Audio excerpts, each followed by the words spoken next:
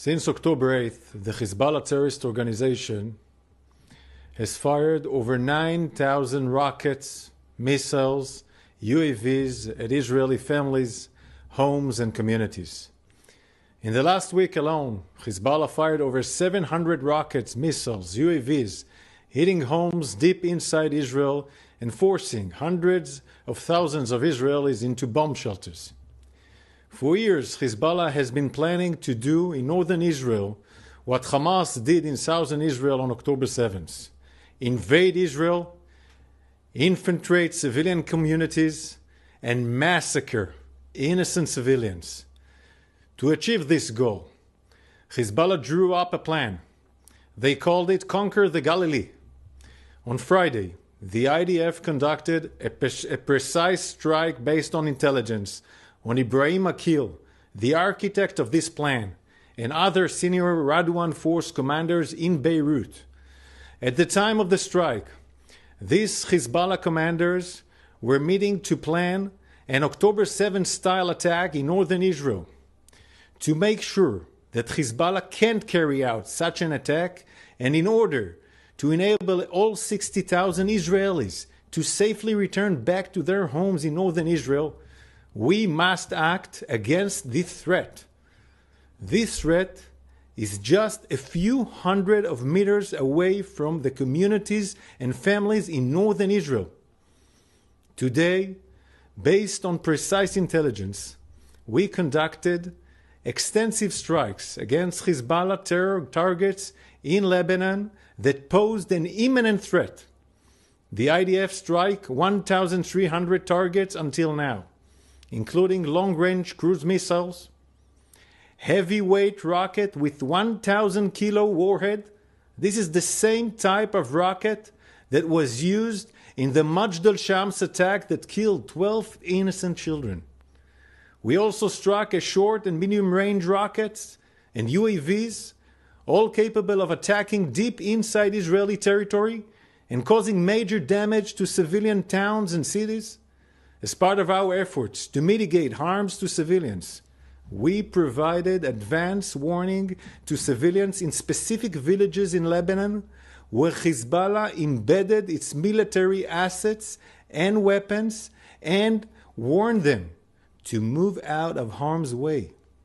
However, even as we called on civilians to move away from danger, we saw that Hezbollah operatives were doing the opposite and acted to prevent civilian moving safety. This is because Hezbollah uses civilian population and civilian homes as a human shield for its terrorist activities.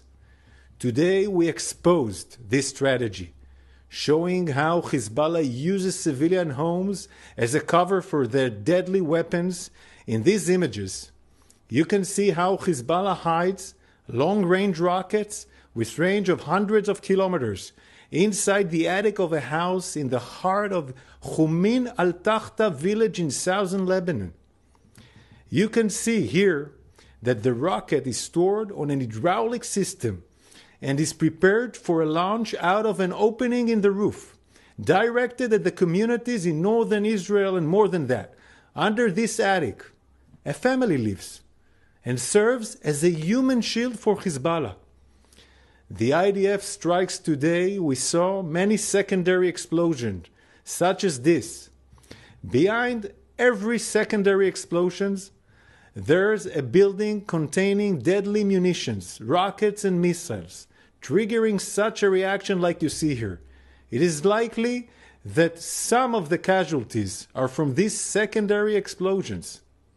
Here you can see a house used by Hezbollah to store its weapons. In the footage here following our strike on the weapon, secondary explosions can be clearly seen, and a rocket fired and hit a nearby house. Let me be clear. Hezbollah is responsible for this situation.